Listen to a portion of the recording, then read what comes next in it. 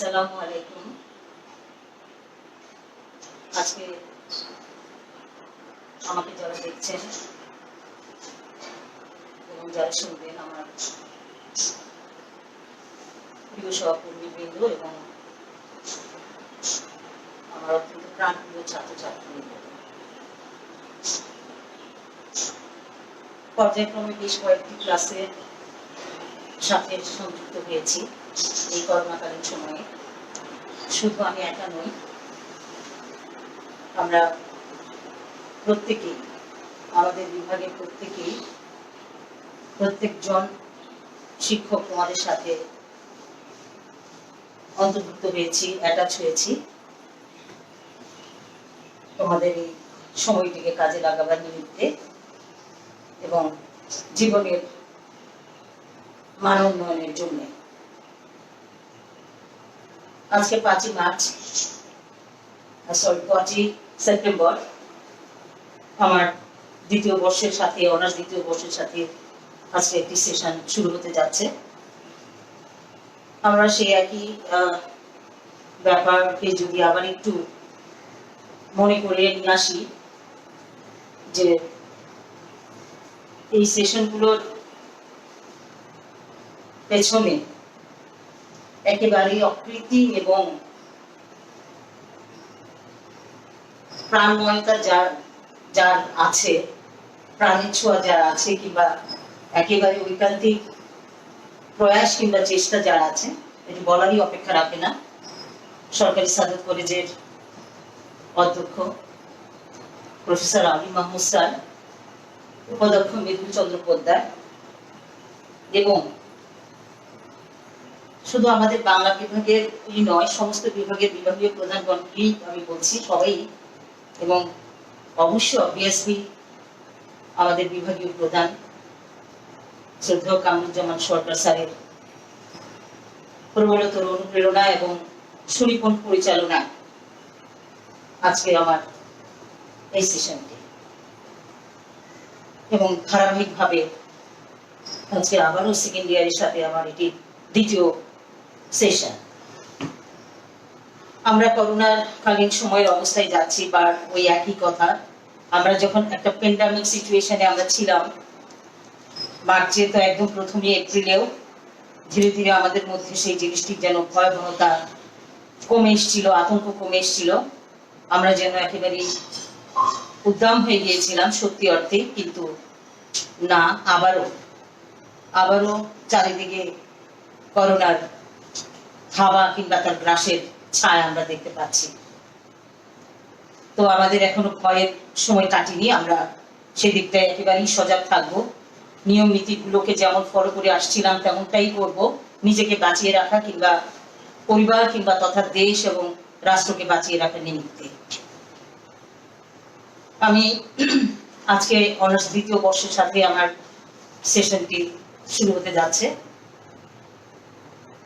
আমার বিষয়ের কোড যেটি, সেটি হচ্ছে 22-009।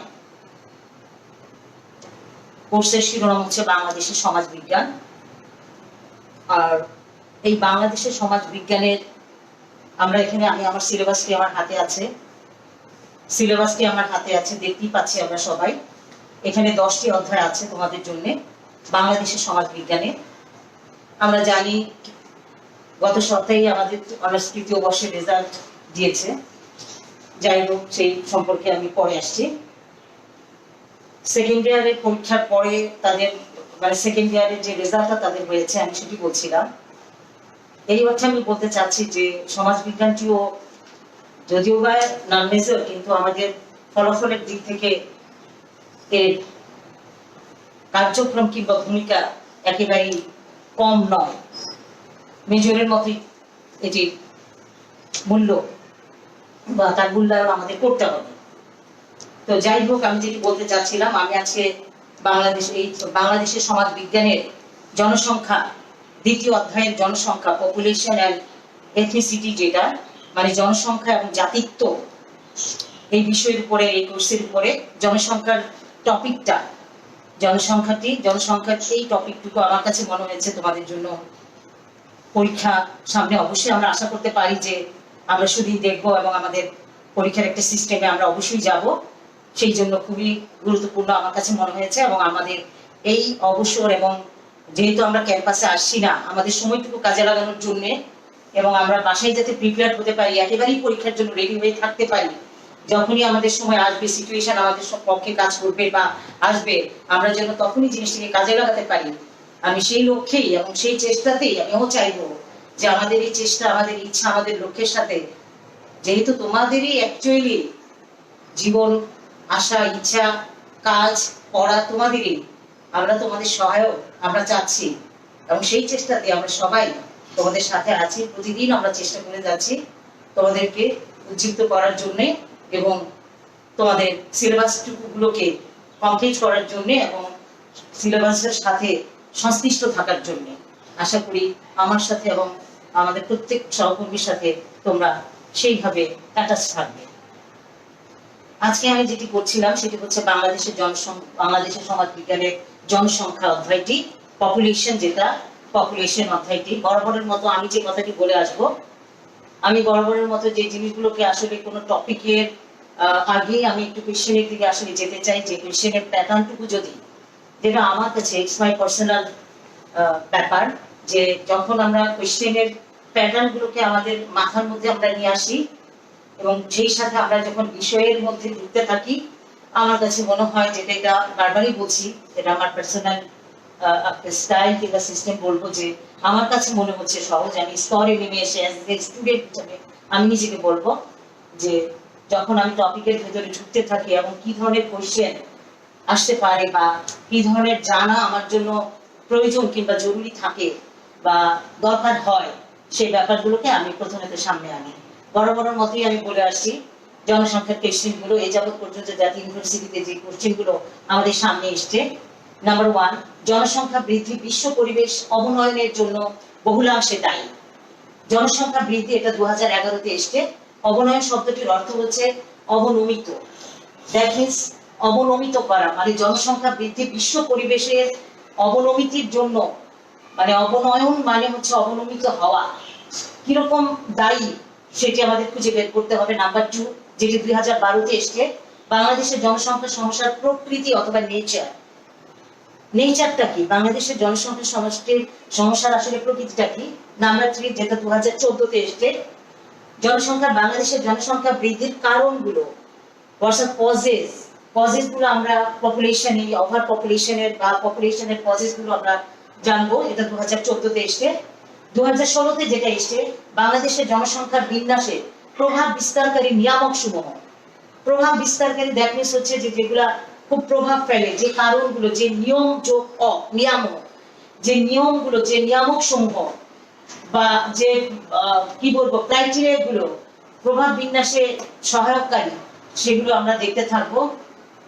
এবং আরো যেটি আমরা বলতে পারি, যে আরো যেটি এসে 2018-তে, বাংলাদেশের জনসংখ্যা বৃদ্ধির কাঠামো, যে বাংলাদেশের জনসংখ্যা, এই কাঠামোটা, আমাদের বাংলাদেশের জনসংখ্যার কাঠামোর যে বৈশিষ্ট্যগুলা, এই বৈশিষ্ট্যগুলো আমরা আলোচনা এখানে আমরা করতে চাচ্ছি।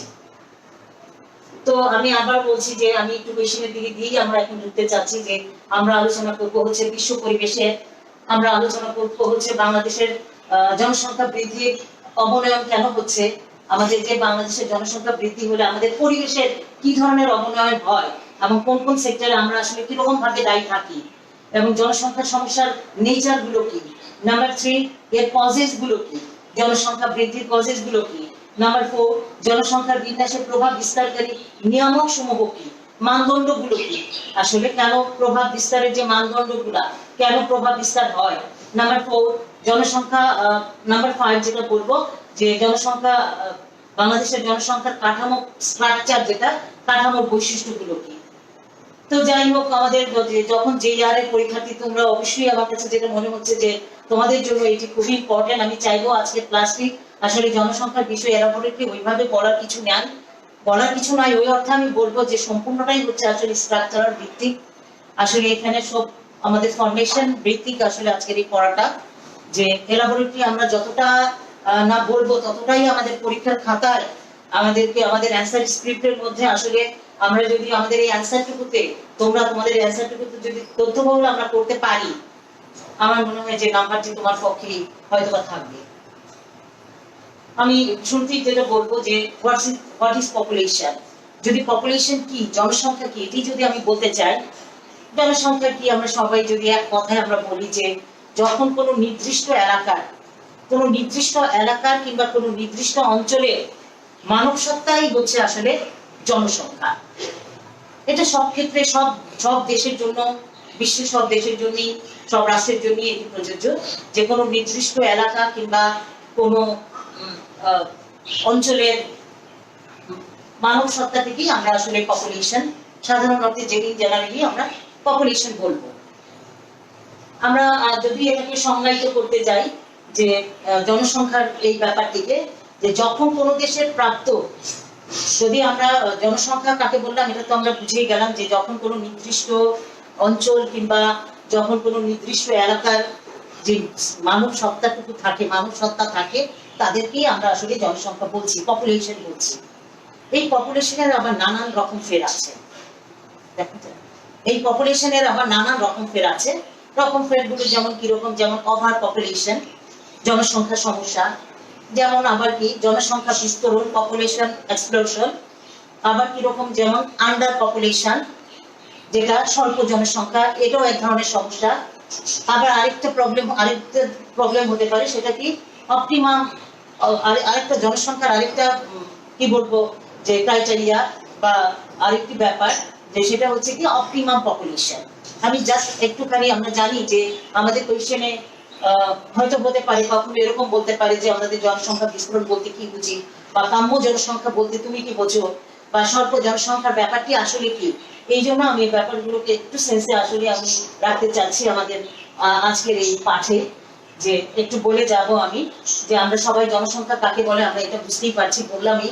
ওভার পপুলেশন আসলে তখনই হয় যে যখন কোনো দেশের প্রাপ্ত ও সম্ভাব্য সম্পদ যা আছে, আরো যা হতে পারে বা যা আসতে পারে, যা প্লাস হতে পারে, এই ধরনের সম্ভাব্য সম্পদের তুলনায় যখন অধিক জনসংখ্যা হয়ে যায়, এবং তারপর যখন জনসংখ্যা বলে যেটা হয় আমাদের আর্থসামাজিক একটা প্রবলেম হতে পারে এবং আমাদের জাতীয় উন্নয়ন ব্যাহত হতে পারে। সেই ক্ষেত্রে যখন এই কাজটি হয় যে আমাদের প্রাপ্ত এবং সম্ভাব্য সম্পদের এগেইনস্টে যখন আমাদের পপুলেশনটা বেশি হয়ে যায় এবং আমাদের আর্থসামাজিক ক্ষতি হয় এবং আমাদের উন্নয়ন ব্যাহত হয়, সেই সিচুয়েশনটাকে আমরা অ্যাকচুয়ালি ওভার পপুলেশন বলবো বা জনসংখ্যা সমস্যা। তখন জনসংখ্যাটা সমস্যা হিসেবে চিহ্নিত হয়। নাম্বার 2, আমরা এরকম বলতে পারি যে জনসংখ্যার বিস্ফোরণ কি, পপুলেশন এক্সপ্লোশন যেটা, এইটাই আসলে কি। যখন এইটি হচ্ছে আসলে যে যখন জনসংখ্যার আধিক্যটা স্বল্প সময়ে খুব দ্রুত হারে বেড়ে যায়, আর বেড়ে গেলে যেটা হয় আমাদের বিপর্যয়, আমাদের অবভিয়াস বিপর্যয়গুলো চলে আসে। সেটা সোশ্যাল বিপর্যয় হতে পারে, ইকোনমিক্যাল বিপর্যয় হতে পারে, রাষ্ট্রীয় বিপর্যয় হতে পারে। তখন আমরা সেই সিচুয়েশন বা অবস্থাটাকে আমরা বলছি হচ্ছে পপুলেশন এক্সপ্লোশন, জনসংখ্যার বিস্ফোরণ। আমি এটি যদি ইংরেজিতে একটু বলি আমাদের একটু মনে হয় সহজ হবে, যে population explosion means sudden large increase in the number of people in an area. Sudden large increase, হঠাৎ করে বেড়ে যাবে, হঠাৎ করে অনেকটা বেড়ে যাবে। এই ধরনের সিচুয়েশনটাকে আমরা বিস্ফোরণ বলবো, আমাদের সংজ্ঞার মধ্যে চলে আসতে পারে। এই জন্য আমি চাচ্ছি আমাদের ধারণাটা, আমাদের এই ব্যাপারে ধারণা আসলে স্পষ্ট থাক। নাম্বার 3, আরেক রকম আমাদের হতে পারে যে আন্ডার পপুলেশন, স্বল্প জনসংখ্যা। আমরা ওভার পপুলেশন নিয়ে কথা বলছি, কিন্তু আন্ডার পপুলেশন একটা সমস্যা। কি ধরনের সমস্যা সেটা? আসলে সেটা হয় যে যখন আমার সম্পদ, যখন আমার সম্ভাব্য কিংবা প্রাপ্ত সম্পদ যারা ইউটিলাইজ করবে, এটাতে জনগণই ইউটিলাইজ করবে, সম্পদ তো আর নিজে নিজে কাজ করতে পারে না, তাকে কাজে লাগাতে হবে, উন্নয়নের জন্য তার সাথে সম্পৃক্ত হতে হবে। যখন সমপরিমাণ পপুলেশন সেখানে না থাকে তখন সেটা হচ্ছে স্বল্প জনসংখ্যা, এবং এইটিও একটি প্রবলেম। আমরা আরেকটি কথা বলতে পারি, সেটা হচ্ছে অপটিমাম পপুলেশন, কাম্য জনসংখ্যা। কাম্য জনসংখ্যা, দ্যাট মিন্স কাম্য মানে কি, যেটা কাম্যময়, যেটা ওয়ান্টেড, যেটি আমরা চাচ্ছি, যেটা আমাদের কাছে কামনা।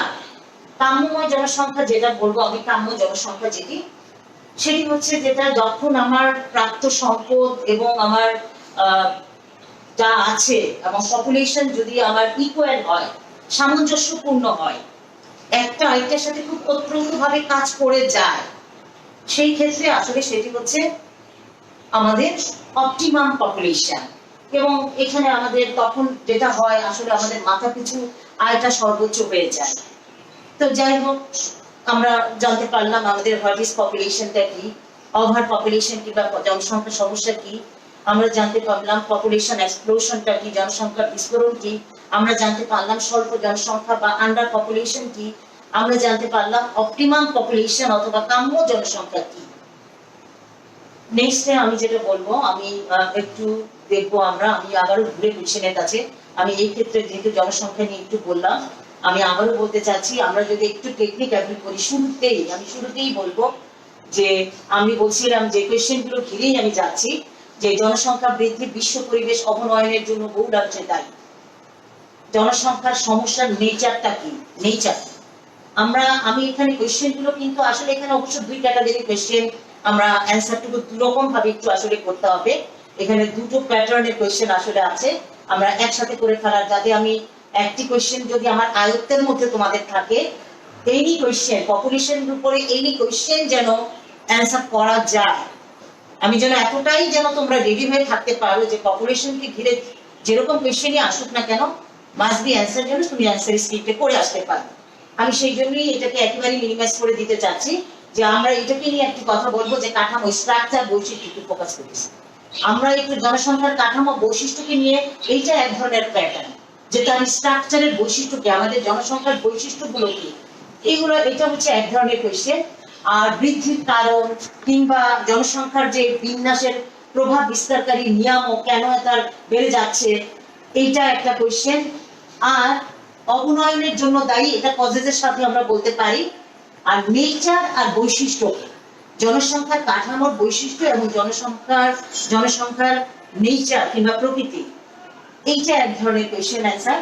আমরা যদি এই দুটোকে একটি অ্যান্সারের মধ্যেই রাখতে চাই, আর বাকি তিনটাকে যদি আমরা একটা অ্যান্সারের প্যাটার্নের মধ্যে রাখতে যাই, আমার ধারণা যে ম্যাক্সিমাম একটি অ্যান্সারকে রেডি করে অথবা আরেকটুখানি জেনে আমাদের এই পাঁচটি কোয়েশ্চেনের আয়ত্ত আমাদের আনা যাবে, এবং আরো কোয়েশ্চেন গুলোকেও আমরা সলভ করার একটা চেষ্টা কিংবা প্রয়াস তোমরা পাবে। এই অর্থে আমি একটু বলবো যে আমরা জনসংখ্যা পড়ছিলাম, পপুলেশন পড়ছিলাম আমরা। আমি এখানে আমাদের যে জনসংখ্যার কথা বললেই সেই আমাদের স্কুল লাইফে একটু আসলে ফিরতে হয়। আমরা ইকোনমিক্স সবারই ছিল, অর্থনীতি আমরা পড়ে আসছি, অর্থনীতির একটি চ্যাপ্টারও আসলে জনসংখ্যাকে ঘিরে, যে জনসংখ্যা বেড়ে গেলে আমাদের ইকোনমিক্যালি যে প্রবলেমগুলো হয়, ফেস করতে হয়, এবং সেই প্রবলেমগুলো কিভাবে সলভ করতে হয়, সেটা আমরা সবাই পড়ে আসছি, আমাদের কম বেশি সবারই নলেজে আছে। আমরা ম্যালথাসের কথা এভরিওয়ান আসলেই জানি, এটা তোমরাও জানো। ম্যালথাস কে ছিলেন আমরা জানি, যে 1798 সালে উনি ইংরেজ ধর্মযাজক একজন এবং প্রখ্যাত ইকোনমিস্ট, উনি থমাস রবার্ট ম্যালথাস, উনি পুরো নাম ওনার, এবং ওনার একটি বই বেরিয়েছিল যেটি an essay on the principal of population. এই গ্রন্থে তিনি দেখিয়েছিলেন জনসংখ্যা বেড়ে গেলে জনসংখ্যা কিভাবে আমাদের বাড়ে, আর বা এই সমস্যাটি নিয়ে, জনসংখ্যার সমস্যা নিয়ে উনি একটি তত্ত্ব প্রচার করেছিলেন সেই সময় ওই গ্রন্থে, an essay on the principal of population গ্রন্থে।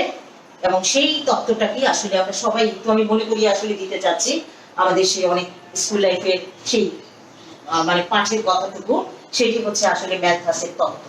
তা আমি একটু অবশ্যই দেখাবো যে খুবই জনবহুল, খুবই ইম্পর্টেন্ট এবং খুবই জনসংখ্যার জন্য একেবারেই নিয়ামক একটি তত্ত্ব এটি। আসলে ম্যালথাসের তত্ত্বকে কিছুতেই অস্বীকার করার কিংবা পরিহার করার মতো একেবারেই নয়, যেটি আমরা সবাই জানি।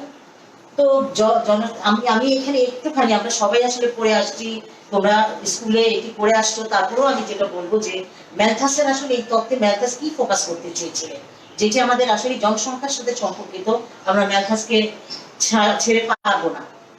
আসলে ম্যালথাস যেখানে যেটা দেখাতে চেয়েছিলেন, ম্যালথাসের যে কাজটি, ম্যালথাস আসলে জনসংখ্যার যে ব্যাপারটি, যে উনি যেটা বলতে চাচ্ছেন, এই গ্রন্থের মূল ভিত্তি যেটা উনি বলতে চাচ্ছেন, যে এইখানে নারী পুরুষের যে জৈবিক চাহিদা একেবারেই পার্মানেন্ট এবং চিরকালীন যে ডিমান্ড, নারী পুরুষের যে জৈবিক চাহিদা চিরকাল ধরেই যেটি আসছে এবং যেটি বহমান, তো এই যে এটি একটি সহজাত বিষয়, এই সহজাত বিষয়ের আসলে কোনো ব্যারিয়ার নাই। এবং এই বিষয়টিকে উনি যেটা এই গ্রন্থে দেখাতে চেয়েছেন, যে নারী পুরুষের এই সহজাত এই জৈবিক চাহিদা যেটি, এটি আসলে বেড়ে যায় হলো জ্যামিতিক হারে। জ্যামিতিক হার বলতে আমরা যেটা বুঝি যে 1, 2, 4, 8 ডাবল মেজারমেন্টে। এবং অন্যদিকে আরেকটি যেটি উনি বলতে চেয়েছেন সেটি হচ্ছে যে আমাদের যে বেঁচে থাকার জন্য মেইনলি আমাদের যে কৃষি উৎপাদন ব্যবস্থা, যেহেতু আমাদের বেঁচে থাকার একদম মেজর পার্ট বা মেজর সেক্টরই হচ্ছে কৃষি, তো এই কৃষি উৎপাদন ব্যবস্থা সেই হারে বাড়ছে হচ্ছে গাণিতিক হারে। সাইরাস, জনসংখ্যার আমাদের ম্যালথাসের এই তত্ত্বটি, যেটি নারী পুরুষের, আমি এখানে ম্যালথাসের একটু তত্ত্বটি, সাইরাস, নারী পুরুষের এই তত্ত্বটি আমি একটু দেখাতে চাচ্ছি সবাইকে। ম্যালথাসের এই ছকটি আমি জানি না দেখতে পাচ্ছ কিনা।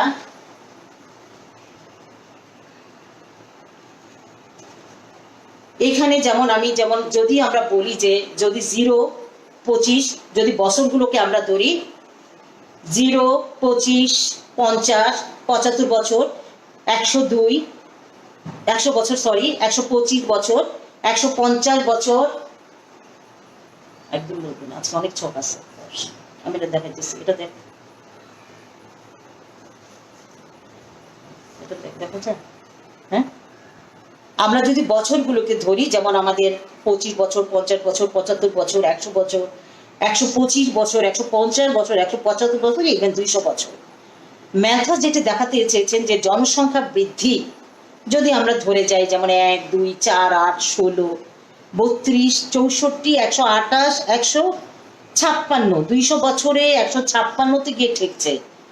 আর যদি আমি কৃষিটা দেখাই, আমাদের খাদ্যের উৎপাদনের বৃদ্ধিটা কিভাবে বাড়ছে গাণিতিক হারে, 1, 2, 3, 4, 5, 6, 7, 8, 9, 200 বছরে গিয়ে আমরা এখানে কি পাচ্ছি, আমরা কত ভয়াবহ একটা পরিস্থিতি, অ্যাকচুয়ালি ওভার পপুলেশন আসলে কত ভয়াবহ একটা সোসাইটির জন্য কি বিপর্যয় ডেকে আনতে পারে। ম্যালথাসের এই তত্ত্বের দিকে যদি আমরা একটু দেখি, আমরা এই ছকের মধ্য দিয়ে আমি এটি আপলোড করে দেব। আমরা অবশ্যই আজকে যে চ্যাপ্টারটি পড়ছি, যে অংশটি, যে টপিকটি পড়ছি, আমাদের আসলে এখানে ডাটা ছক যদি তোমরা দিতে পারো, এটি আসলে একটি তথ্যবহুল ডাটা ছক ভিত্তিক একটি টপিক, আমাদের এটি কথা এবং চিত্রের মধ্য দিয়েও সেটিকে প্রকাশ ঘটাতে হবে।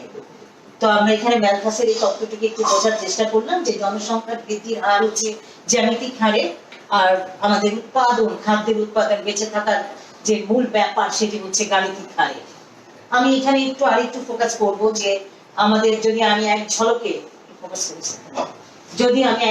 এখানে আমি একটু চার্টকে আঁকার চেষ্টা করেছি, এখানে একটু আমরা জানি যে ফার্স্ট সেন্সাস আমাদের তো আদমশুমারি হয় প্রতি বছর, মানে সরকারের একটা নির্দিষ্ট টাইম অন্তর অন্তর। তো আমাদের ফার্স্ট আদমশুমারি হয়েছিল 1974-এ, আর আমাদের শেষ আদমশুমারি হয়েছিল 2011-তে, এরপরে কিন্তু আর হয়নি। 2011 সালের 5ই মে আমাদের লাস্ট আদমশুমারি হয়েছিল। আমাদের যদি বলি যে আমাদের জনসংখ্যার বর্তমান জনসংখ্যা 16,86,00,000, দেখা যায় আমাদের জনসংখ্যা বৃদ্ধির হার 1.37%, আমাদের জনসংখ্যার ঘনত্ব প্রতি বর্গ কিলোমিটারে 1090 জন, আমাদের জনসংখ্যার সাক্ষরতার হার 71%, আমাদের সিভিলাইজেশন নগরায়নের, নগর যেহেতু উন্নয়নের একটি নিয়ামক, নগরায়নের পার্সেন্টেজ 23.30%। আর আমাদের বর্তমানে গড় আয়ু 72.3 বছর। আমার মনে হয় শুরুতেই তোমরা এটা আসলে পপুলেশনকে ঘিরেই এট এ গ্ল্যান্স একটা ছক। আমাদের 74 এর ফার্স্ট সেন্সাস, আমাদের সেকেন্ড শেষ সেন্সাস কিংবা আদমশুমারি 2011-তে, আমাদের বর্তমানে 16,86,00,000, বৃদ্ধির হার 1.37, ঘনত্ব 1090, ইত্যাদি ইত্যাদি। আবার দেখা আমরা এই সাথে আরেকটু টপিকের বা আরেকটা ছকের দিকে একটু চোখ রাখতে চাচ্ছি, যে অ্যাজ এ ন্যাচারালি আমরা যদি জনসংখ্যার বৃদ্ধি, যে জনসংখ্যার যে বৃদ্ধিটা অটোমেটিক্যালি বা বাই ন্যাচারালি ইনক্রিজেশন, বা যে ইনক্রিজটা হয়, বৃদ্ধিটা হয়, সেটা একদম জেনুইন কিছু কারণ। আমরা অনেকগুলো কারণে ঢুকবো, একটু পরেই আমি যাচ্ছি আমার পাঠে।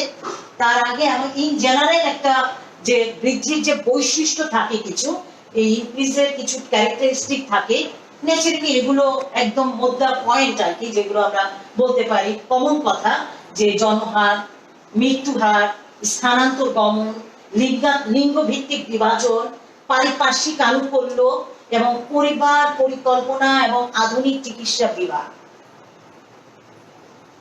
যাই হোক, আমরা পড়ছিলাম জনসংখ্যা, আমাদের আজকের টপিক, আমাদের আজকের পাঠ জনসংখ্যা, বাংলাদেশ সমাজ বিজ্ঞানের 2য় অধ্যায়ের একটি অংশ, এবং তোমাদের জন্য খুবই গুরুত্বপূর্ণ বলে আমার বিবেচনা। আমরা নেক্সট আলোচনায় যেতে চাচ্ছি। আমাদের কোয়েশ্চেন গুলো আমি একটু দেখাবো। আমি প্রথমেই বলতে চাচ্ছিলাম যে আমাদের যে 5টি কোয়েশ্চেন, 1 2 3 4 5, এই 5টি কোয়েশ্চেনকে আমি এখানে রেখেছি। যাবত পর্যন্ত যে কোয়েশ্চেন গুলো এসছে, সেই কোয়েশ্চেন গুলোতে আসলে এখানে দু ধরনের কোয়েশ্চেনের ব্যাপার আছে। বা আমি বলে গিয়েছিলাম একটু আগে যে একটা হচ্ছে তার স্ট্রাকচারটা কি, আমাদের পপুলেশন স্ট্রাকচারটা বা নেচারটা, এটাকে আমরা একটি উত্তরের মধ্যে সন্নিবেশ করতে পারি।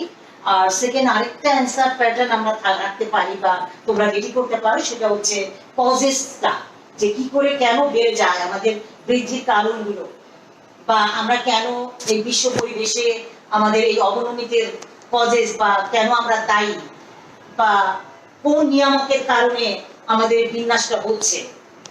আমি প্রথমে যে অ্যান্সারটিকে খুঁজে দেখবো সেটা হচ্ছে স্ট্রাকচার, জনসংখ্যার কাঠামো অথবা নেচারটাকেও তুমি তোমার কথার স্টাইলে, লেখার স্টাইলে তুমি নিয়ে আসতে পারো। আমি এখন অবশ্যই আমি আগেই প্রথমেই বলে নেই, বা আমি বলছিও যে আজকের এই টপিকটা অবশ্যই যতটা না বলবো, অবশ্যই খাতায় আমরা লিখবো বলবো, কিন্তু ততটাই বা তার চেয়েও বেশি আমাকে শোয়িং করতে হবে, আমাকে ডাটা চার্ট তথ্যগুলোকে সেট আপ দিতে হবে। কারণ সব কোয়েশ্চেন আসলে প্যাটার্ন, অ্যান্সারিং প্যাটার্ন এক না। আমাদের এই জনসংখ্যা কোয়েশ্চেনের অ্যান্সার প্যাটার্নটা কিন্তু আসলে একটু অন্যরকম বা তথ্যবহুল। আমি মনে করি যেটি নাম্বারকে কাছে নিয়ে আসার জন্য অনেকটাই কার্যকরী। আমি জনসংখ্যার কাঠামো কিংবা তার প্রকৃতির দিকে একটু যাব। আমি দেখাবো, এখন একটু চেষ্টা করবো দেখাতে, এবং আমি অবশ্যই এটি আপলোড দিব। আমি চাইবো যে পরীক্ষার খাতায়, অ্যান্সার স্ক্রিপ্টে এই ছকগুলো অবশ্যই আমি চাইবো, যদি তুমি তোমার ভালো চাও, আমি তো চাচ্ছি তুমি তোমার ভালো মঙ্গল রেজাল্ট চাইলে আমি মনে করি এটা অবশ্যই হেল্পফুল হবে। জনসংখ্যার বৃহদায়তন, এটি হচ্ছে একটি কাঠামো। বাংলাদেশের এই জনসংখ্যার যে আমাদের যে বাংলাদেশের এই বৃহৎ জনসংখ্যা, এটা আসলে একটা বোঝা হয়ে দাঁড়িয়েছে আমাদের এই জনসংখ্যাটা। আমাদের এই জনসংখ্যার এই ক্ষুদ্র দেশে, আমাদের এই ক্ষুদ্র আয়তনের দেশে এত ওভার পপুলেশন আমাদের জন্য একটি বোঝা। যদিও আমরা চেষ্টা করছি এটি মানব সম্পদে, হিউম্যান রিসোর্সে পরিণত করার জন্য। তো আমি এখানে জনসংখ্যার বৃহদায়তন, আমি এগুলো দেবো, ফুল দেখা যায় জনসংখ্যার, আমি এখানে দেখাবো না, আমি এখানে ছক দিয়ে গিয়েছি। অবশ্যই আমি চাইবো আমার বৈশিষ্ট্য, ফার্স্ট বৈশিষ্ট্য জনসংখ্যার বৃহদায়তন, এখানে ক্রমিক নাম্বার দিয়ে আমি যাব। আমি বলছিলাম যে আমাদের 2011-তে আমাদের লাস্ট আদমশুমারি হয়েছে। আমি জাস্ট একটু সালগুলোকে নোট করছি, যেমন 1951, 1961, 1974, কারণ আমরা সবাই জানি 71 আমাদের লিবারেশন পিরিয়ড, কাজে ওই সময় তো সম্ভব না। 74-এ আমাদের দেশ যখন একটু স্থিতিশীলতার দিকে এসছে আমরা তখনই নিয়েছি এটা। আমি এখানে বলবো যে আমাদের ক্রমিক সংখ্যাগুলো তোমরা দিয়ে যাবে। এখানে দেখা যায় এখানে হচ্ছে সালগুলো দিয়েছি এবং এখানে হচ্ছে জনসংখ্যা কোটিতে প্রকাশ করব আমরা, যে কোন সালে আমাদের জনসংখ্যার যে এই যে জনসংখ্যা বেড়ে গেছে, জনসংখ্যা যে আমাদের একটি বোঝা হয়ে দাঁড়িয়েছে, এই চিত্রটুকু দিয়েই আমরা বুঝতে পারবো। এই স্ট্রাকচারটুকু আমি চাইবো যে জনসংখ্যার বৃহদায়তনের এই স্ট্রাকচারটুকু অবশ্যই তুমি তোমার পরীক্ষার খাতায় নোট করবে, মানে লিখবে। সেকেন্ড, আরেকটি আমি যেতে চাচ্ছি, আমি কাঠামোগুলো জাস্ট দেখিয়ে যাব। আরেকটি হচ্ছে যে জনসংখ্যার বৃদ্ধির হার উচ্চ। আমাদের যে জনসংখ্যা বৃদ্ধির হার, বাংলাদেশের জনসংখ্যা অত্যন্ত দ্রুত গতিতে বৃদ্ধি পাচ্ছে, আমরা এটা জানি যে 1951 থেকে 61-র মধ্যে যদি আমরা দেখতে চাই আমাদের পার্সেন্টেজের সংখ্যা সেই, আমি এটাতে খুব সময় নিব না যেহেতু আমি এটা ভিডিও আপলোড দেবো। আমি সেমলি যাচ্ছি, আমি একদম 1961 থেকে 2011 পর্যন্ত, যত পর্যন্ত আমাদের আদমশুমারি লাস্ট আদমশুমারি হয়েছে সেই পর্যন্ত আমি তথ্য দিয়ে গেছি যে আমাদের যে জন্ম হারটা, জনসংখ্যার যে হার, বৃদ্ধির হার, ইনক্রিজমেন্ট কিভাবে হলো, এটা অবশ্যই আমি চাইবো তুমি লিখবে। নাম্বার 3, উচ্চ জনসংখ্যার ঘনত্ব। আমাদের যে জনসংখ্যার ডেন্সিটি আমাদের এলাকা ভিত্তিক, আমাদের এই ক্ষুদ্র পরিসরের এই দেশে একেবারেই কিলবিল যেন করছে আমাদের এই মানব মানে সংখ্যা, আমাদের এই ঘনবসতিপূর্ণ দেশে যে আমাদের একেবারে গাদাগাদি করে সব জায়গায় এভরিওয়ার এভরি সেক্টরে বাইরে পা ফেলো, বাসে ট্রামে চলো, যেখানে ইচ্ছা, একেবারেই আমাদের যেন খুবই বড় বড় ঢাকা শহর সহ বড় বড় শহরগুলোতে একেবারেই গিজগিজ করছে, একেবারেই গিজগিজ করছে। আমরা সেখানে সেটা দেখতে চাচ্ছি যে এখানেও সেমলি আমি দিয়ে গেছি এবং আমাদের উচ্চ জন্মহারের, উচ্চ জনসংখ্যার ঘনত্ব ডেন্সিটিটা এখানে। আরেকটি আমি দিতে চাচ্ছি, এটি হচ্ছে নাম্বার 4, এটা হচ্ছে উচ্চ জন্মহার। কিভাবে আমাদের, আমরা জানি যে এখন আমাদের সায়েন্স অনেক দূর এগিয়ে গেছে এবং আমাদের অনেক অনেক রকম চিকিৎসার অনেক উন্নয়ন ঘটেছে, আমাদের মৃত্যুর হার অনেক কমে গেছে এবং আমাদের জন্মহার বেড়ে গেছে। সেই চিত্রটাই আমি এখানে দেখাতে চাচ্ছিলাম এবং সেমলি আমি যাব 2011 পর্যন্ত জনসংখ্যার যে আমাদের জন্মহারটা কিভাবে বেড়েছে আমি চাচ্ছি যে এটি তোমরা লিখবে, মানে দেখাবে। নাম্বার 5, আমাদের যেটা দেখাতে চাবো সেটা হচ্ছে আয়ুষ্কাল, আমাদের বেঁচে থাকার আমাদের গড় আয়ু এখন বেড়ে গেছে। আমি এখানে এমনি একটি জাস্ট অ্যাট এ গ্ল্যান্স একটি নোট ডাউন দিয়েছিলাম যে আমাদের গড় আয়ু হচ্ছে এখন 72.3 বছর। কিছুদিন আগেও আমাদের 60 বছর ছিল। আস্তে আস্তে আমাদের নানান কার্যক্রমের ভিত্তিতে আমাদের এই গড় আয়ু আসলে ধীরে ধীরে বাড়ছে। আমাদের এটা অন্যান্য দেশের তুলনায় আমরা যদিও বা কম, আয়ুষ্কাল আমাদের কম। মার্কিন যুক্তরাষ্ট্রে কিন্তু অনেক বেশি। মার্কিন যুক্তরাষ্ট্রে হচ্ছে 73 বছর, ব্রিটেনে হচ্ছে 72 বছর, আর বিভিন্ন দেশেও তো আছেই। আমাদের দেশেও এখন এই মুহূর্তে 72.3 বছর, খুব একটা কম না। ধীরে ধীরে আমাদের আয়ুষ্কাল বেড়ে যাচ্ছে। এখানে আমি আয়ুষ্কালেরও একটি, গড় আয়ুরও একটি চিত্র আমি ছক দিয়ে যাওয়ার চেষ্টা করেছি। নাম্বার 6, নারী পুরুষের অনুপাত। একটি দেশে শুধুমাত্র জনসংখ্যা বলতে আসলে শুধুমাত্রই পুরুষ কিংবা শুধুমাত্রই নারী না, আমরা নারী পুরুষের সমান অনুপাতেই আসলে, বা নারী পুরুষের অনুপাতেই একটি দেশের জনসংখ্যার আসলে বিস্তার ঘটে। আমরা যদি একটু, আমি এখানে সাহিত্যের দিকে ফিরতে চাই, আমরা বেগম রোকেয়ার কথাকে একটু নিয়ে আসি। বেগম রোকেয়ার যে অর্ধাঙ্গিনী যে প্রবন্ধ আছে সেটিতেও আমরা দেখতে পেয়েছি যে উনি আসলে যেটি বলতে চেয়েছেন যে একটি দেশের জন্য এক নারী, পুরুষের যেমন কাম্যতা আছে, পুরুষের যেমন তার শ্রম শক্তি, তার মনন, তার মেধা, তার কর্ম, এগুলোর যেমন প্রয়োজন আছে, ঠিক তেমনটা পাশাপাশি নারীকেও আমাদের অবহেলা করার নয়। আমরা যদি নারীকেও সেই সাথে একই সাথে মার্চ না করাই তাহলে কখনই আমি আমার দেশের উন্নয়ন কখনই ঘটাতে পারবো না। এবং সেই নারী পুরুষের রেশিওটা যেটা, যে কিভাবে আমাদের বাড়ছে, যে আমাদের মেয়েরা স্ত্রীলোক অপেক্ষা পুরুষের সংখ্যা বেশি না কম, বা বাংলাদেশে এখনো আমাদের গর্ভাবস্থায় নারীর মৃত্যুর হার বেশি, কিন্তু সেই অনুযায়ী আমাদের নারীর সংখ্যা এই জন্য কম। যাই হোক, এখানে আমি আরেকটা ছকের চেষ্টা করেছি, এটা আমার 6 নাম্বার ছক, নারী পুরুষের যে অনুপাতটা, রেশিওটা আমি এখানে বোঝাতে চাচ্ছি। দেখা যায় নাম্বার 7-এ আমি যেটা বলবো যে আমাদের এডুকেশনের হার, শিক্ষিতের হার। এটা আমরা সবাই জানছি যে আমাদের যত দিন এগিয়ে যাচ্ছে, বিশ্ব এগিয়ে যাচ্ছে, প্রযুক্তি এগিয়ে যাচ্ছে, শিক্ষা নানা রকম উপকরণ এবং ডাইমেনশন বেড়ে যাচ্ছে, এটা আমরা সবাই জানি যে বাংলাদেশের শিক্ষিতের হার যদিও খুব কম, তারপরে আমাদের শতকরা পার্সেন্টেজ অনুযায়ী আমাদের শতকরা মাত্র 64% আমাদের এখন মানে এডুকেটেড বা শিক্ষিত, আমাদের বাংলাদেশের নারী শিক্ষার হার আমাদের আরো কম। আমি নাম্বার 8-এ চলে যাব, যে আমাদের এখনো বেশিরভাগ লোক, আমরা জানি যে আমাদের এই বাংলাদেশ হচ্ছে গ্রাম ভিত্তিক, আমরা আমাদের কৃষি ভিত্তিক, আমাদের মেজর পরিমাণ অংশই হচ্ছে আমাদের গ্রামে বসবাস। গ্রামকে অবহেলা করার নয়, গ্রামের উন্নয়নের চাকা ধরেই আমাদের আজকে এই নগরায়নের সূত্রপাত এবং আমাদের সামনের দিনে এগিয়ে যাওয়া, সামনের দিকে।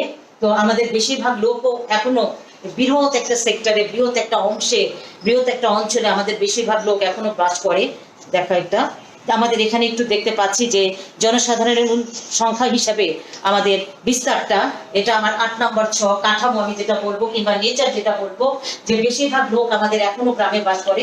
আমি একটু যেটা মানে তোমাদের একটু রিমাইন্ডে যেটা দিতে চাচ্ছি, সেটা হচ্ছে ইংল্যান্ডে এখনো ইংল্যান্ডে 75% গ্রামে থাকে। আমেরিকায় থাকে, একটু নোট ডাউন যদি প্রয়োজন মনে তোমাদের একেবারেই নিজের জন্যে করতে পারো। আমেরিকাতে 74% গ্রামে থাকছে। আমাদের ফ্রান্সে থাকছে হচ্ছে 78%, জাপানে থাকছে হচ্ছে 75%, আর বাংলাদেশে থাকছে হচ্ছে মাত্র 20%। আমাদের 80% গ্রামে, 20% আমরা গ্রামে থাকছি, আমরা সব শহরে হয়ে যাচ্ছি। তো এই যে ব্যাপারটা, যে উন্নত বিশ্বে আমরা বেশিরভাগই আসলে শহরে চলে আসি জীবনের উন্নয়নের জন্য, জীবনকে এগিয়ে নিয়ে যাওয়ার জন্য আমরা শহরমুখী হয়ে যাই, জনগণ শহরমুখী হয়ে যায়। তারই একটি চিত্র আমরা এখন এখানে দেখলাম। আমি বলছিলাম হচ্ছে জনসংখ্যার কাঠামো, আমি 9 নম্বর কাঠামো আরেকটি আছে, নির্ভরশীল জনসংখ্যার আধিক্য, ডিপেন্ডেন্ট। যে আমাদের যে ডিপেন্ডেন্ট, আমাদের কত পার্সেন্ট আসলে ডিপেন্ডেন্ট, কত পার্সেন্ট ডিপেন্ডেন্ট আমাদের জনসংখ্যা আছে, সেটা ডিপেন্ডেন্সিটা আমি দেখাবো। যে 1911 সালের যে আদমশুমারি অনুযায়ী আমাদের 15 থেকে 59 বছরের কর্মক্ষম জনসংখ্যার পরিমাণ বেশি ছিল। যাই হোক, আমি এখানে একটি চার্টে দিয়ে যাচ্ছি, আমি এটাকে আর লেন্দি করব না। যেমন আমি দিতে চাচ্ছি জাপান, যুক্তরাষ্ট্র, চীন, ভারত এবং বাংলাদেশ। আমরা দেখতে পাচ্ছি যে জাপানে 32%, আমাদের যুক্তরাষ্ট্রে 35, আমাদের চীনে 39, ভারতে 43 অ্যান্ড বাংলাদেশে 51। দেখতেই পাচ্ছি যে ডিপেন্ডেন্সির পরিমাণ কতটা বেশি আমাদের দেশে। এবং নাম্বার 10 হচ্ছে মানব উন্নয়ন। আমরা মানব উন্নয়নের চেষ্টা করছি। মানব উন্নয়নের জন্য এই আমাদের এই জনসংখ্যাকে, আমাদের হিউম্যান ডেভেলপমেন্ট রিপোর্ট অনুযায়ী 2011-তে 193টি দেশের মধ্যে আমরা 146তম দেশে আছি। মানব উন্নয়নের দিক থেকে ধীরে ধীরে সরকারের চেষ্টা হচ্ছে হিউম্যান রিসোর্সের দিকে। আমি আরেকটি দিয়ে এখানে একটু এগিয়ে যাব। নাম্বার 11 নম্বরে দুর্বল জনস্বাস্থ্য। আমাদের এখনো এখানে আমি দেখাচ্ছি দুর্বল জনস্বাস্থ্য। এবং এন্ড দেন নাম্বার 12-এ যেটি আমি যাব, আমি এটি দিয়েই শেষ করব। আমাদের বাংলাদেশের জনসংখ্যার কাঠামো কিংবা জনসংখ্যার কাঠামোর বৈশিষ্ট্য কিংবা নেচারটা কি হতে পারে বা প্রকৃতিটা কি হতে পারে, এটি হচ্ছে আমার এই কাঠামোর লাস্ট ছক। 12 বৈশিষ্ট্যের এটি হচ্ছে লাস্ট ছক। আমরা এখানে দেখাতে চাচ্ছি যে কিভাবে আমাদের গ্রাম এবং শহরের মধ্যে যে জনসংখ্যার যে বন্টনটা, গ্রাম এবং শহরের মধ্যে যে আমাদের জনসংখ্যার যে ব্যাপারটা, প্রফিটটুকু, সেইটুকু আমি এখানে দেখাতে চাচ্ছি। অবভিয়াসলি আমি এটাকে আপলোডে দেব, আমি ইনশাল্লাহ পেয়ে যাবে তোমরা। যাই হোক, আমি আবার ফিরছি আমার কোশ্চেনে। আমরা পড়ছিলাম হচ্ছে পপুলেশন, আমরা পড়ছিলাম হচ্ছে 2200-9-এর বাংলাদেশের সমাজ বিজ্ঞানের 2য় অধ্যায়ে জনসংখ্যা এবং জনসংখ্যা, পপুলেশন এন্ড এথনিসিটি, মানে জনসংখ্যা এবং জাতিত্বে আমরা জনসংখ্যার টপিকটুকু করছিলাম। এইবার আমি চলে যাব মেইন ফোকাসে। যদিও এখন যেটা বললাম জনসংখ্যার বৈশিষ্ট্য কিংবা কাঠামো, এইটুকু খুব বেশি আলোচিত কিংবা চলে আসার মতো একটি কোয়েশ্চেন। আমি এইবার একটু কজেসগুলোর দিকে তাকাবো, যে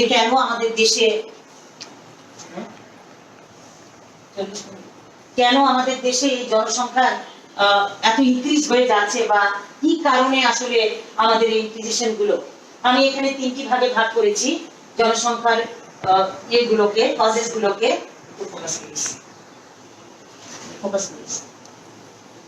দেখা যায় জনসংখ্যার এই কজেস গুলোকে আমি 3টি ভাগে ভাগ করেছি। নাম্বার 1 প্রাকৃতিক, নেচারালি। নাম্বার 2 সামাজিক, এবং সংস্কৃতি, মানে সোসাইটিগত ভাবে বা কালচারাল দিক থেকে আমরা কিরকম, মানে কি কি বৈশিষ্ট্য, কি কি কারণে আমাদের এই বৃদ্ধিটা হচ্ছে। এবং নাম্বার 3 হচ্ছে অর্থনৈতিক কিংবা ইকোনমিক্যালি। তো আমি প্রথমেই যাব, আমি খুব দ্রুত যাচ্ছি, আমি প্রথমেই যাব, আমরা কিন্তু কি করছি, আমরা কজেস গুলো করছি, আমরা কারণগুলো করছি, জনসংখ্যা বৃদ্ধির কারণগুলো করছি।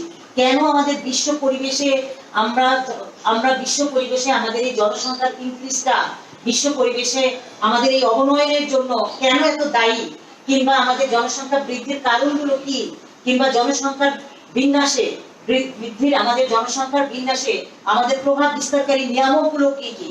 যেভাবে শব্দগুলো আসুক না কেন, তুমি যখন পরীক্ষার খাতায় অ্যান্সার গুলো করবে, তুমি দেখবে যে কিভাবে তুমি, কারণ how to right on the answer script, তোমার যে জানাটুকু থাকবে বা যা তুমি জেনে পরীক্ষার হলে গিয়েছো, সেটাকে তুমি কিভাবে ইমপ্লিমেন্ট করবে।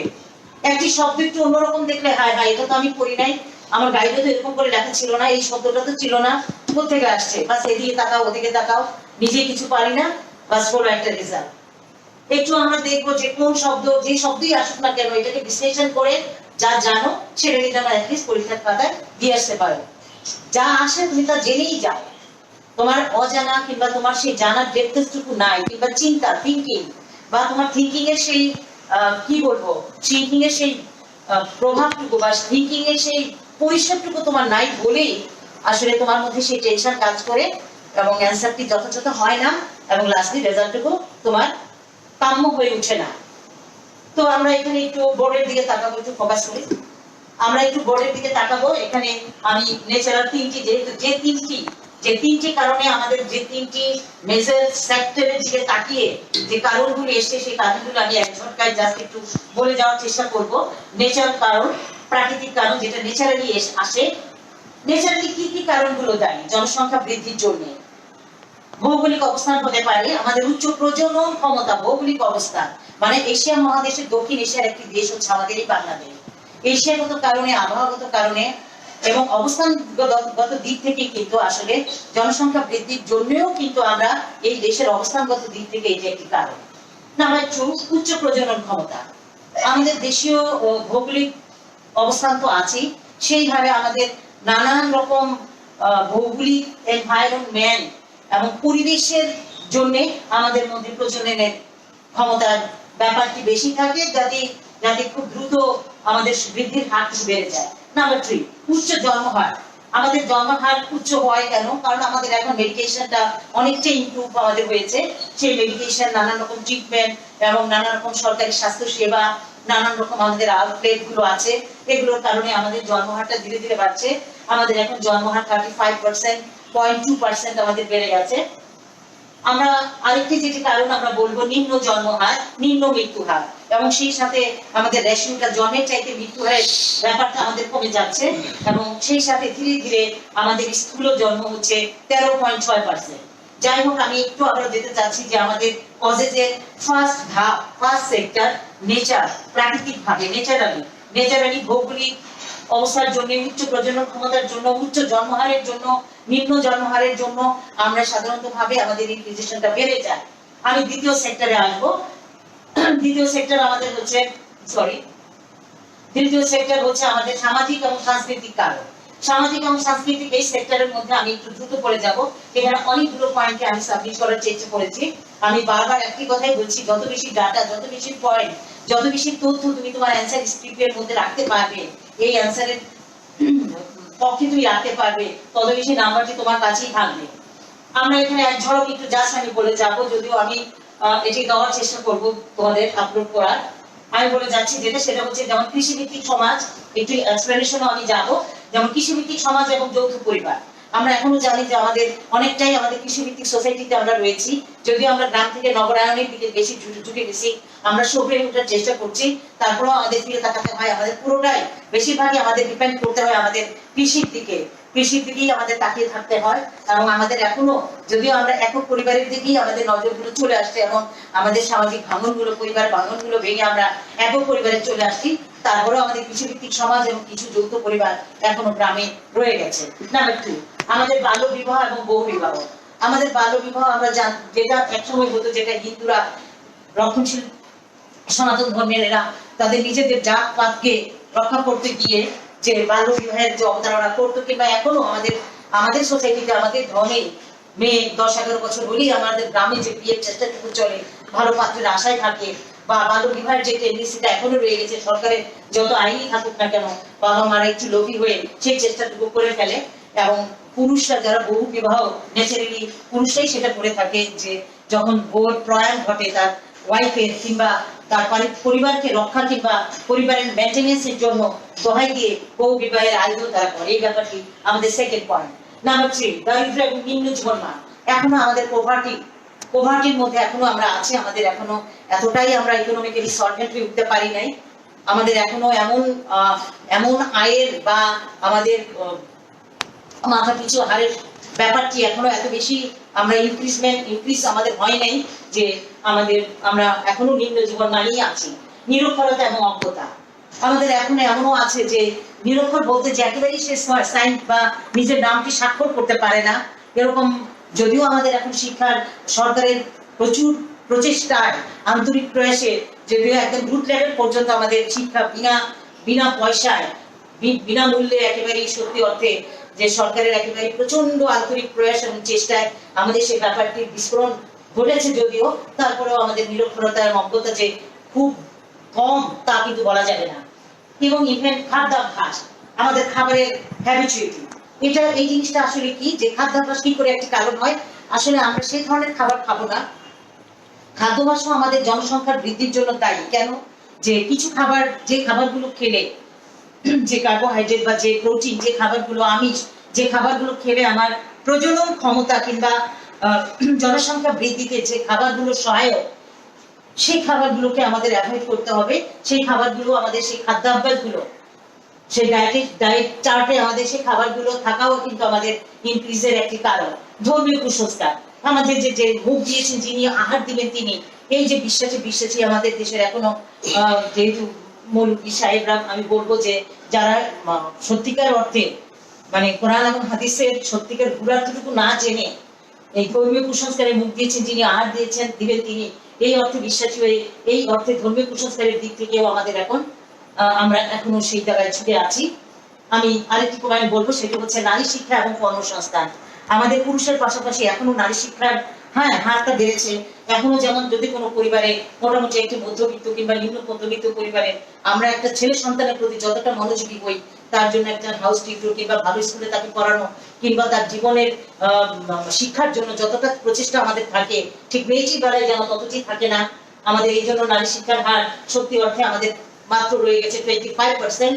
এবং সেই জন্য তারা যতটুকু লেখাপড়া জানে বা তাদের সে আত্মসম্মান বোধ বাঁচানোর জন্য কিংবা আত্মমর্যাদা বোধ কিংবা তাদের একটা আইডেন্টিটির জন্য আত্মপরিচয়ের ব্যাপারটিও, কর্মসংস্থানের পরিচয়টুকু আমাদের দেশে এখনো তেমনটা প্রভাব ফেলেনি বা বিস্তার করেনি। মাত্র 10% কর্মসংস্থানের হার আমাদের দেশে আছে।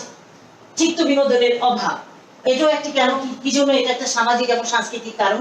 চিত্ত বিনোদনের এই অভাবের কারণে যে আমরা আমাদের মধ্যে যেটা হয়ে থাকে, যে যখন আমরা চিত্ত বিনোদন, নানান রকম আমাদের মানসিক বিকাশ, আমাদের নানা রকম মানসিক বিনোদনের যে আয়োজনগুলো থাকবে, আমরা যদি সেগুলোতেই ব্যস্ত থাকি কিংবা আমরা পরিবার পরিজন নিয়ে সেগুলোতেই যদি সময় কাটাই এবং আমরা এইভাবে যদি ডাইভার্ট হই, তাহলে হয়তো আমাদের প্রজননের দিকে কিংবা আমাদের জনসংখ্যা বৃদ্ধির ব্যাপারটিকে ততটুকু মাথার মধ্যে আমাদের কাজ করবে না। সেকেন্ড, তারপরে যেটা আসছে সেটা হচ্ছে রাজনৈতিক এবং সামাজিক অস্থিরতা।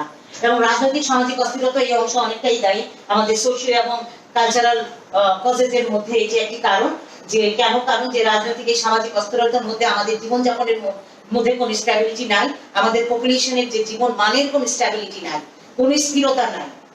এবং আমরা একটা নির্দিষ্ট স্থিরতা নিয়ে, নির্দিষ্ট জীবন মানে, নির্দিষ্ট একটি ইনকামে, রোজগারে আসলে বেঁচে থাকার সেই সত্যিকার অর্থে পরিমাপ কিংবা ব্যাপারটি আমাদের এখনো তেমনটা সুস্পষ্ট নয়।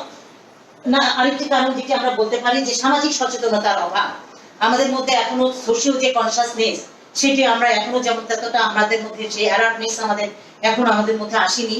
আমরা সোশিয়াল কনসাসনেস কি করলে আমাদের উন্নতি সম্ভব, কি করে আমি আমার পরিবারকে ছোট রেখে কিভাবে আমার যে ইনকাম প্রত্যেকটা পরিবারের সেই লক্ষ্য এখনো হয়ে ওঠেনি যে আমার ইনকামের মধ্যে আমার পরিবারটিকে কিভাবে আমি জোরদার ঘটাতে পারি। যেটি সরকার আসলে চেষ্টা করছে, যেমন দুটি ছেলে হোক মেয়ে হোক দুটি সন্তানই যথেষ্ট, একটি হলে আরো ভালো। সরকার যে শিক্ষা ভাতাগুলো দিচ্ছে সেই শিক্ষা ভাতাও কিন্তু সরকারের এই একই আইডিওলজি সরকার মেনটেন করছে, যে দুটির বেশি হলেই কিন্তু সেখানে আর উৎসাহিত কিংবা সেখানে সুবিধাটুকু আর পাওয়া যাচ্ছে না। সেটিও একটি কারণ, পুত্র সন্তান লাভের ইচ্ছা। এই ব্যাপারটি বেশি ঘটে থাকে আমাদের নিম্ন মানে যারা মোটামুটি শিক্ষায় যারা বঞ্চিত বা যারা ততটা শিক্ষিত না, তারা আসলে ওই যে একবার, সেটা আমি বলবো কেন, এটা একটা ইগোইস্টিক ভাবও এটাতে আছে, ইগো কাজ করে থাকে যে ছেলেরা জেনারেশনকে ধরে রাখবে কিংবা তারা হচ্ছে বংশের বাতি দেবে বা কবরের বাতি দিবে। এই যে এই ধরনের একটি মেন্টালিটি আমাদের মধ্যে রয়ে গেছে যে ছেলে না হওয়া অবধি মেয়ে যতই হচ্ছে হোক ছেলে আমার হতেই হবে। এই টেন্ডেন্সি থেকে ক্রমান্বয়ে একটি দুটি তিনটে চারটি করে 7 মেয়ে হয়ে যায়, তারপরে একটি ছেলে, অথবা হলোই না, শেষ পর্যন্ত সেই ওয়াইফকে বিতাড়িত হতে হয়। নাম্বার এরপরেই যেটা আমি যাবো যে অধিক শিশু মৃত্যুর হার আমাদের, যদিও এখন 65 জনে 1 বছরের নিচে আমাদের অধিক শিশু মৃত্যু হচ্ছে আমাদের এখানে, যদিও আমরা দেখতে পাচ্ছি। এবং আমি আরেকটি যেটি যাবো যে প্রচলিত বিশ্বাস, এবং আমাদের যে আমরা প্রচলিত বিশ্বাস আমাদের মধ্যে এখনো আছে এই জন্মানোর মধ্যে।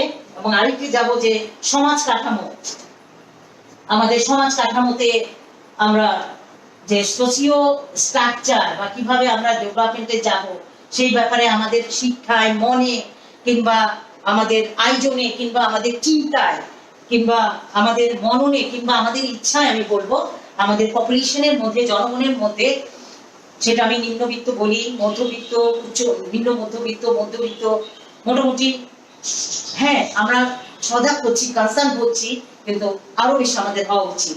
আমি খুব দ্রুত যাচ্ছি, আমি এবার ইকোনমিক সাইডে দেখবো, আমি অর্থনৈতিক সাইডে ইকোনমিক ফোরামে বা এই ফোকাসে আমি যাব যে অর্থনৈতিক কি কি কারণের জন্য, যে অর্থনৈতিক অসচ্ছলতার জন্য আমরা জনসংখ্যা আমাদের বেড়ে যাচ্ছে, কৃষিভিত্তিক অর্থনীতি আমাদের এটা বেড়ে যাচ্ছে, চলে আসছে, আমি একটু আগেই আর বলতে চাচ্ছি না।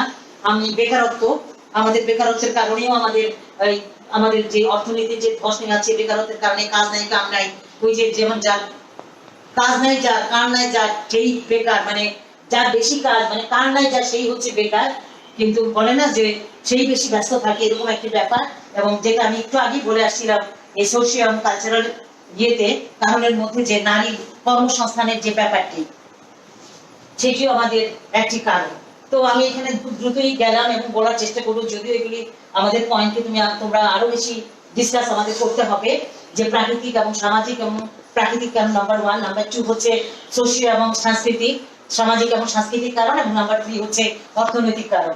আমরা এই 3টি কারণ কি, যখন আমাদের এই কোশ্চেন গুলো আসবে, এই 3টা কারণ কি তুমি কিন্তু ওইভাবে দেখিয়ে সবগুলোতেই পয়েন্ট আউট করে একটু এক্সপ্লেনেশনে অবশ্যই যেতে হবে, এবং পারলে একটু ডাটা চার্ট দিয়ে আমাদের আসলেই যেতে হবে। আচ্ছা, আমরা এবার শেষ করে দিচ্ছি আমাদের, আমরা আবারও ফিরে যাচ্ছি জনসংখ্যা। আমরা এতক্ষণ ধরে পড়লাম, আমরা বৃদ্ধির কারণগুলো আমরা জানলাম, আমরা স্ট্রাকচারের বৈশিষ্ট্য মেজারটুকু জানলাম। এবার আমি সমাধান দিয়ে, যদিও আমার কোয়েশ্চেনের মধ্যে সমাধান নেই, হতে পারে সমাধানও একটি কোয়েশ্চেন অ্যান্সার চলে আসতে পারে, কোয়েশ্চেন চলে আসতে পারে, যদি সমাধান কিংবা এর কিভাবে আমরা সমাপ্তি করতে পারি বা উন্নয়নের পথ কিভাবে দেখাতে পারি, আমার মনে হয় যে এরকম একটা চিন্তা দিয়ে আমরা শেষ করতে পারি।